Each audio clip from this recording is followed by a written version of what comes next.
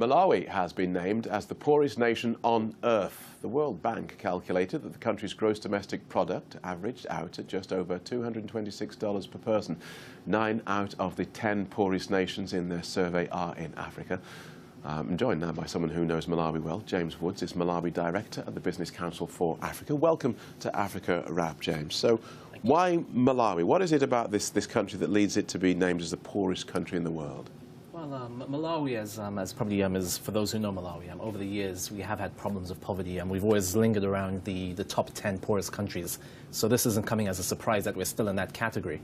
But if we look at the reasons over the last couple of years, it's been very volatile. So when you look at the GDP per capita of Malawi, 1 year it's going really well. If you look at the time of Bingwa Mutharika, the former president, so roughly about 2004 to 2009, Malawi had the fastest growing economy.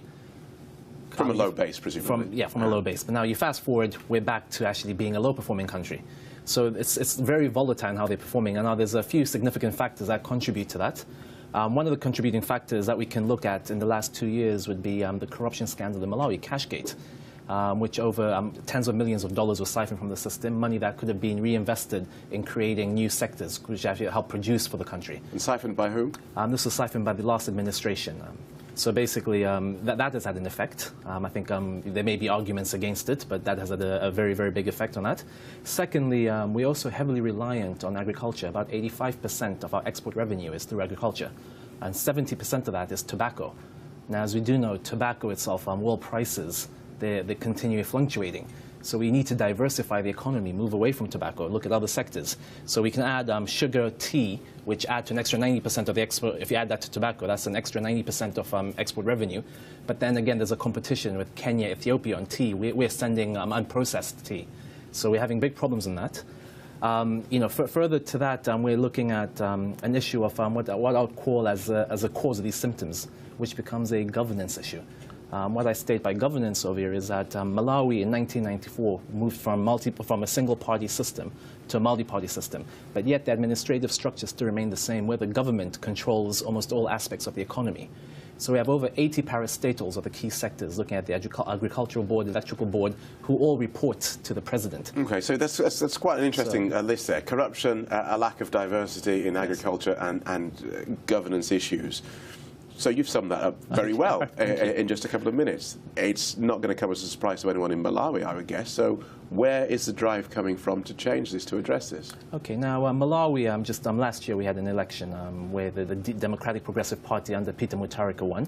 They're trying to put in together methods and measures that are going to address this. So to be honest with you, right now it's still too early to see the change that will happen, bearing in mind on the results we've just seen.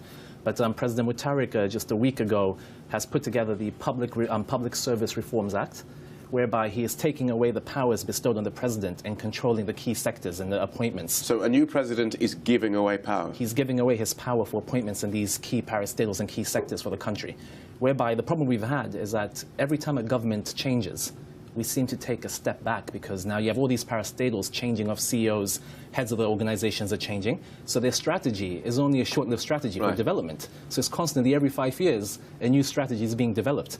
And I think the new president has realized that this is a major problem. But he mentioned this a week ago, that he'll be giving away his powers on that. So hopefully that will have a very big effect. We're trying to improve very much in the natural resource sector. So Malawi just recently has also been found to have significant amount of oil.